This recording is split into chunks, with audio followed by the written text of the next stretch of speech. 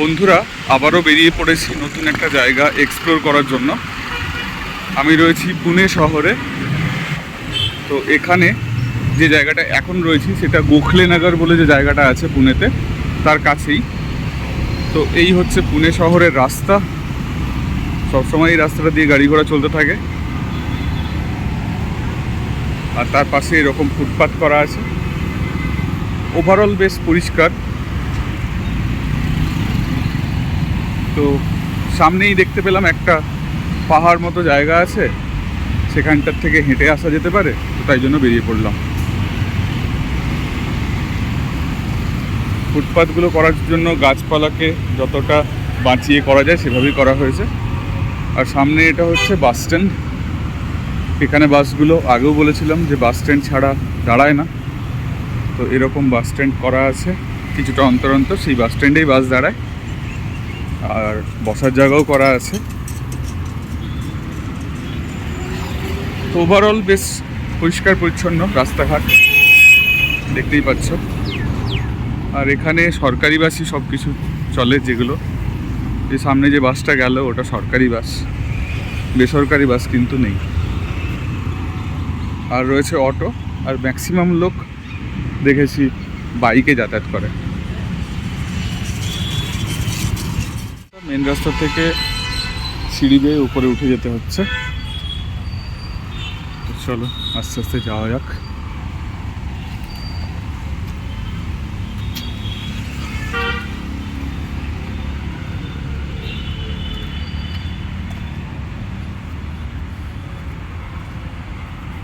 এখানে এই যে রাস্তা, যে রাস্তাটা দিয়ে হেঁটে আসছিলাম,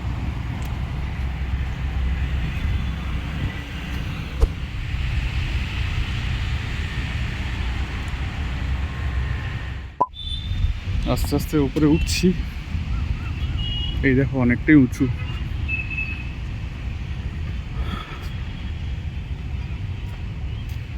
বাট জায়গাটা খুব সুন্দর লাগছে,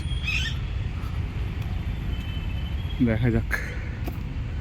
শহরের এত কাছে এরকম পাহাড়, প্রাকৃতিক জায়গা থাকলে তো ভালো লাগবেই।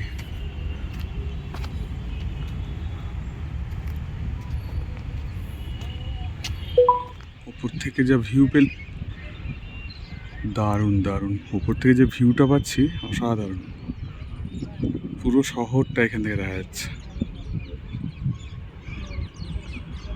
দেখতে পাচ্ছ কত ঘর বাড়ি।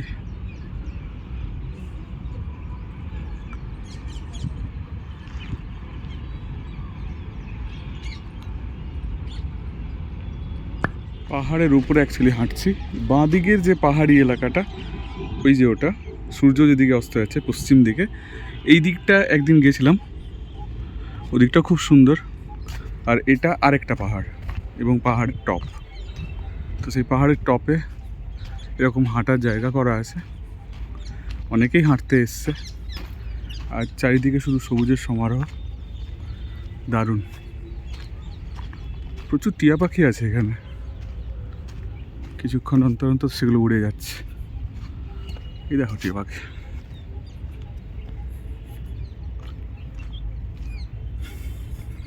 এখানে দেখতে পাচ্ছি হাঁটার জন্য বিকেলবেলায় বা আর্লি মর্নিং খুব সুন্দর সুন্দর জায়গা আছে।